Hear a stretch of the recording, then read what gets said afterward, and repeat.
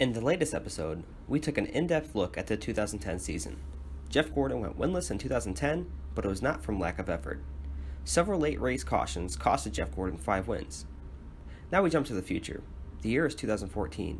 You may be wondering why I'm picking the 2014 season as a season of missed opportunity for Mr. Gordon. From an outsider's perspective, 2014 should have been a historic year for Gordon. He racked up 4 wins, 14 top 5s, and 23 top 10s. But as a Gordon fan, the season left me feeling empty. Jeff easily had the best car that season, but failed to make the championship 4 in Homestead. He also left many wins on the table that season. I can distinctly recall 5 races that Gordon had a high chance of winning. After some strong runs to start the year, Jeff's first big chance at winning came at Fort Worth in the spring. A late race caution stunned Joey Logano's dominating performance. Logano brought the entire field down pit road to grab some tires for the green-white checkered restart. Gordon and Vickers elected 2 tires, while everyone else grabbed 4 fresh Goodyears. I'll let the restart do the talking. Here we go. Green-white checker. Jeff Gordon gets a good start. Brian Vickers coming right after him, and Logano is there on the inside, but Gordon holds the bottom against the white line. Kyle Busch tried to make it 3 wide, but they got away from him going off into turn 1. Yeah, drag race down the back pretty much. Gordon able to hold his own. Let's see what Logano can do with these 4 tires against 2. He looks to the outside. He's going to be strong off 2, off 4 here. Got to run, got to run. He's looking, he's looking. Down to the inside comes Logano. Gordon leads at the line. Logano into turn 1, takes it back. Yep, those 4 tires against 2. That's pretty hard to overcome. They've got a gap on Vickers. Biffle racing for 3rd. Then Kyle Busch. Here comes Kyle Larson. Oh boy, here we go into turn 3. 3 wide. And Larson on the bottom chasing Kyle Busch. It's the Kyle and Kyle show behind Logano and Gordon. Connecticut, go Huskies. Joey Logano wins. 2 tires versus 4 tires was going to be tough, but without that call and without that caution, did you guys have a shot? No, we didn't. You know, we were really strong the first half of the race, and when the sun came out, some guys came to the front, and we just kind of lost the handling. We got real tight. So great call by Alan Gustafson. Everybody on this number 24 team today did an awesome job in the pits, and I so badly wanted to get this Texas A&M Engineering maroon and those Aggies a win here today in Texas. Got to thank Axalta Coating Systems for making this possible. They're a great company, one of the biggest coating companies in the world, and then all of our sponsors, AARP, Drive to End Hunger, Pepsi Max, Chevrolet. That was an awesome race all day, so I got to thank the fans for coming out and watching that one, and the ones watching at home. Yeah, that was a great battle. At one point, you know, I thought we didn't have a shot at all. We got a pretty good restart. Joey was right on me, and I was pretty loose through 1 and 2. And I wish I would have gone a little bit higher down in 3 and 4, but he got that run off of 4. And then he got in the back of me, and I thought I was going to wreck. So at that point, I was like, 2nd would be good. And I'm sure the Johnny football fans are happy with his top 5. Jeff's next shot at victory lane came at Richmond. Matt Kenseth had the lead with 5 laps to go with 3 hungry drivers chasing him down for the win. Jeff Gordon was in 2nd and ready to pounce for the lead when Brad Keselowski made an aggressive move on the outside of Kenseth. This allowed Joey Logano to catch the group and pass them and take the victory, leaving Jeff in 2nd place yet again. Uh-oh, here comes that blue 2. To the outside. He's coming on the outside. He's there. He's going to get them both off turn 2. Yeah, Kenseth did not get off turn 2 good at all, and Keselowski got a great bite up there up on the top side. Mike says I can make up for that going into 3. 6 to go. Woohoo! Kevin Harvick backing up. Dale Jr. under fire from the 18. 6 to go. Keselowski lights that outside off of 2. He's there again. Boy, Kenseth's going to have to make that number 20 awful wide to hold both of them back. Yeah, and here comes a teammate of the 22. This thing is getting good, boys. Yeah, he can't open the bottom because Jeff Gordon in that 24 car, he'll pounce. Matt Kenseth playing defense. Here he goes. Joe He's Gibbs. there. They're both there. But Keselowski has the spot on the outside. Gordon had to check up. He bumped into the back of Matt, and that allowed the 2 to get to the outside. But here comes the 22 on the bottom. Yeah, Matt Kenseth almost got in too deep. He's going to pay the price. Whoa, hang on to her, buddy. That 2 car was all over the place. He almost got turned around as his teammate Logano guns for the lead and takes Gordon with him. Logano goes to the lead. And Jeff Gordon is there. He is under and past Matt Kenseth. Whoa!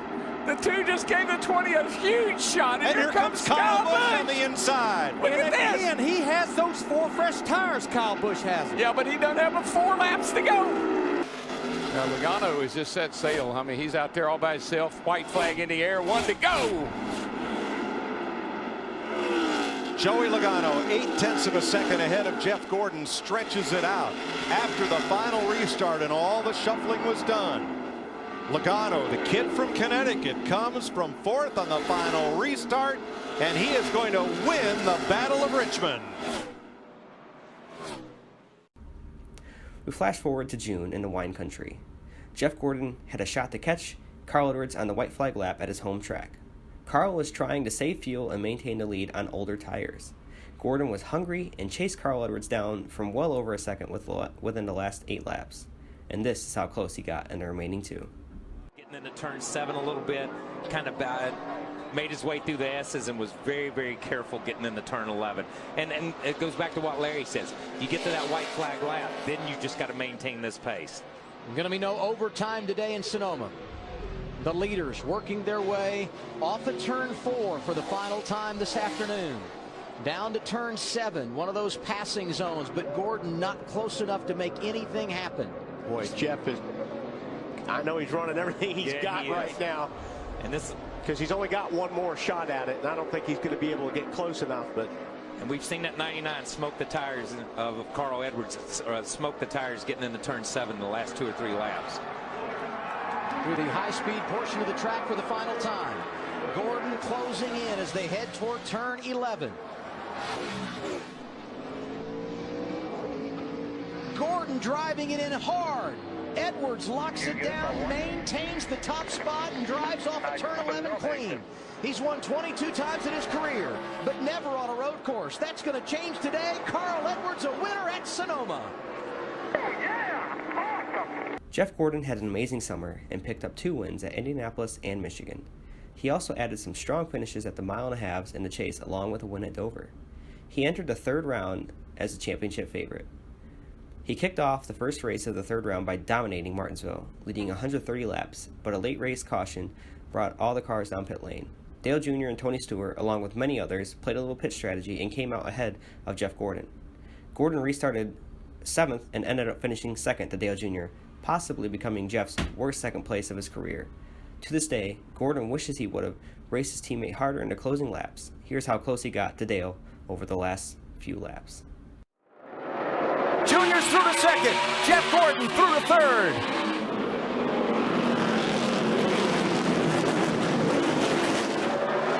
Line, go get him. Nothing coming.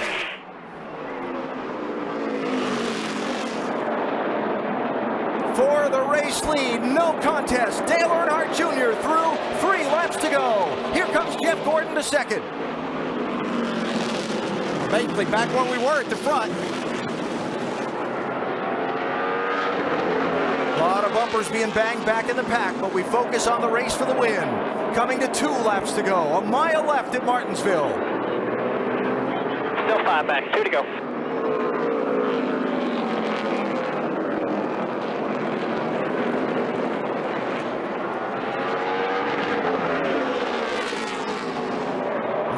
Jeff Gordon sailing off into turn 3, trying to get there. 1 lap to go. We're in the last lap of the race. Back, white flag. Next flag ends it, checkered or yellow. Can Gordon run Jr. down to turn 3, or can Dale Jr. hold him off? 5 back, still 5 back, no pressure.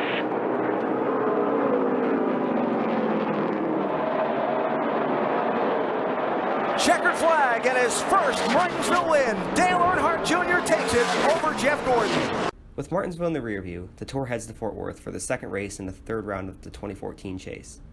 Gordon came close to winning this race last spring and came with a stronger car, leading crucial laps late in the race. He battled through several late race restarts, taking the lead from his teammate Jimmy Johnson on the outside. A late caution, brought up by Clint Bowyer, bunched the field back up. As the leader, Gordon elected the outside lane, and the rest is history.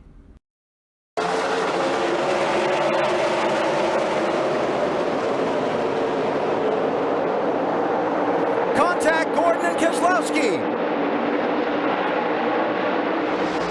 Coming outside also. Keselowski to the Griff Johnson for the race lead. All clear. Jeff Gordon may have a flat tire. Yeah, he does. Gordon spinning, turn 4. We're spinning Caution is out. We'll have another attempt at a green white checker. Well, who was the leader right there when that caution came? 2 or the 48? I really believe it was just that choice that he made to go to the outside.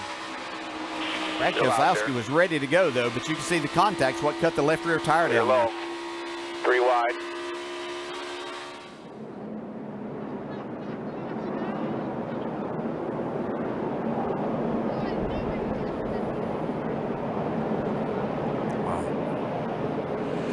Went to block you there when you went 3 wide. He came down. Yeah, it's just racing. It's no different than what happened with Tony and Dale last week. Got a little newer tires and got a better run than he did. See Jeff Gordon probably not very happy with 2 car there, maybe. They have a talk with him. I believe he wants to have a conversation and have it right now.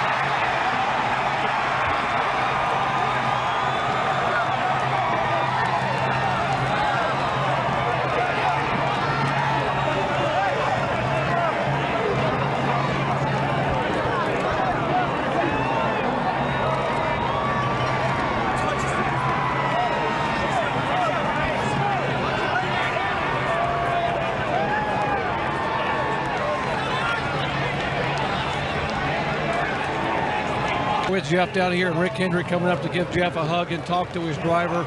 He knows how disappointed Jeff is given the fact that Jeff, take us through, first of all, take us through the final restart there in the contact. Yeah, you know, I mean, we were sitting there on a little bit older tires. Yeah, I spun the tires a little bit, but I got a pretty decent start. You know, and we went down into 1, and I just wanted to get the outside of the 48, and out of nowhere, I just got slammed with the 2, and it cut my left rear tire. And he's just a dip, you know. I mean, the way he races, I don't know how he's ever won a championship, and I'm just sick and tired. I mean, that's why everybody's fighting him and running him down, and you know, your emotions are high. That was a huge race for us. We had the car, we had the position. So proud of my team, and I'm proud of Jimmy Johnson for winning that race, not letting that little you know what win that race. Oh my God. The conflict with Brad on pit road. You came out, you pulled on the pit road to talk to him. Tell us about what the conversation was and what happened. There wasn't any conversation. You can't have a conversation with him. I mean, you know, he beats his own drum, gets himself in this position himself, and he's got to pay the consequences. And, you know, I'm going to race him the same way he races me, but that kind of stuff's just uncalled for, and I'm not going to stand for it. Jeff Gordon had many chances to win in 2014. You can even throw in Fontana, the second Pocono race, Chicago, and Homestead. It was an incredible year for Jeff Gordon, but with how the season ended, it left most Jeff Gordon fans wondering what could have been, especially with his dominating performance at Homestead. To this day, Jeff retired with 4 championships, with a chance to win the 5th in 2014 and 2015. He came out empty-handed and 7 wins short of 100. And the 2014 season, to me, is one big season that he missed out on some big wins.